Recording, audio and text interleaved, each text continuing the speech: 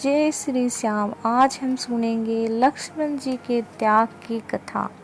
हनुमान जी की राम भक्ति की गाथा संसार भर में गाई जाती है।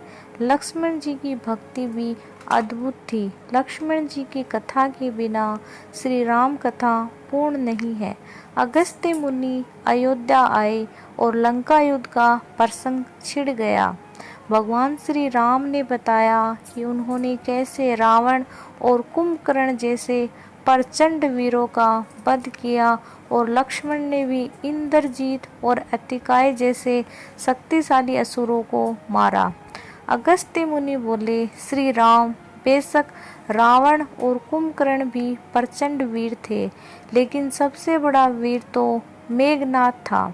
उसने अंतरिक्ष में स्थित होकर इंद्र से युद्ध किया और बांधकर लंका ले आया। ब्रह्मा ने इंद्रजीत से दान के रूप में इंद्र को मांगा, तब इंद्र मुक्त हुए थे।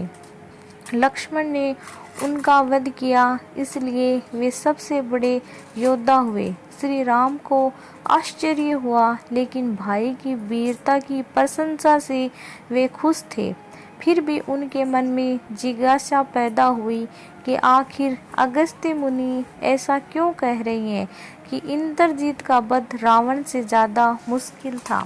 अगस्त्य मुनि ने कहा, प्रभु, इंद्रजीत को वरदान था कि उसका वध वही कर सकता था जो 12 वर्षों तक ना सोया हो, जिसने 12 साल तक किसी भी स्त्री का मुख ना देखा हो और 12 साल तक भोजन न किया हो।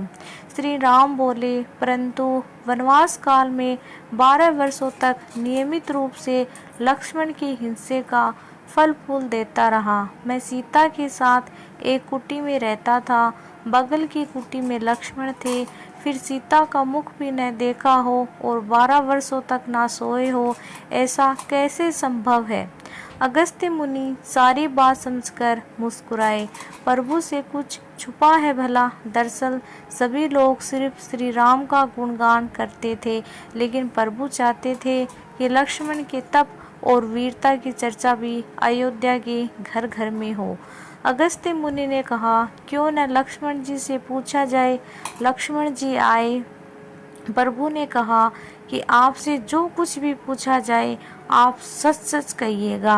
प्रभु ने पूछा, हम तीनों 14 वर्षों तक साथ रहे, फिर तुमने सीता का मुख कैसे नहीं देखा?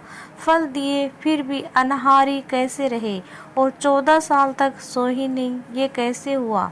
लक्ष्मण जी ने बताया, भैया, जब हम भाभी को तलाशते हुए ऋषिमुख पर्वत गए तो सुग्रीव ने हमें उनके आभूषण दिखाकर पहचानने को कहा। आपको याद होगा कि मैं तो सिवाय उनके पैरों के नपुर के कोई आभूषण नहीं पहचान पाया था, क्योंकि मैंने कभी भी उनके चरणों के ऊपर देखा ही नहीं। 14 वर्ष नहीं सोने के बारे में सुनिए। आप और माता एक कुटिया में सोते थे। मैं रात भर बाहर धनुष पर बाण चढ़ाकर पहरेदारी में खड़ा रहता था। निंद्रा ने मेरी आंखों पर कब्जा करने की कोशिश की तो मैंने निंद्रा को अपने बाणों से वेध दिया। निंद्रा ने हारकर स्वीकार किया कि वह 14 साल तक मुझे स्पर्श भी नहीं करेगी। लेकिन जब श्री राम अयोध्या में राज्याभिषेक हो रहा होगा और मैं उनके पीछे सेवक की तरह छत्र लिए खड़ा रहूँगा, तब वह मुझे घेरेगी। आपको याद होगा, राज्याभिषेक के समय मेरे हाथ से छत्र गिर गया था। अब मैं 14 साल तक अनाहारी कैसे रहा। मैं जो फल फूल लाता, आप उनके 3 भाग करते थे। एक भाग देकर आप मुझसे कहते थे कि लक्ष्मण, फल रख लो।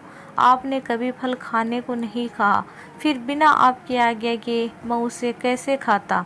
मैंने उन्हें संभाल कर रख दिया। सभी फल उसी कुटिया में अभी भी रखे हैं। प्रभु के आदेश पर लक्ष्मण जी चित्रकूट की कुटिया से वे सारे फलों की टोकरी लेकर आए और दरबार में रख दी। फलों की गिनती हुई तो 7 फल दिन के हिस्से कम थे। प्रभु ने कहा, इसका अर्थ है कि तुमने 7 दिन तो आहार लिया होगा। लक्ष्मण जी ने 7 फल कम होने के बारे में बताया कि उन 7 दिनों में फल आए ही नहीं।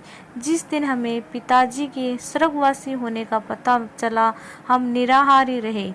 जिस दिन रावण ने माता का हरण किया, उस दिन फल लाने कौन जाता। जिस दिन समुंदर की साधना कर आप उनसे राह मांग रहे थे, जिस दिन आप इंद्रजीत के नागपंच में बंद कर दिन भर अचेत रहे, जिस दिन इंद्रजीत ने मायावी सीता को काटा था और हम शोक में रहे, जिस दिन रावण ने मुझे शक्ति मारी और जिस दिन आपने रावण का वध किया, इन दिनों में हमें भोजन की सुध कहाँ थी। विश्वामित्र मुनि से मैंने एक अतिरिक्त विद्या का ज्ञान लिया था, बिना आहार किए जीने की विद्या। उसके प्रयोग से मैं 14 साल तक अपनी भूख को नियंत्रण कर सका, जिससे इंद्रजीत मारा गया।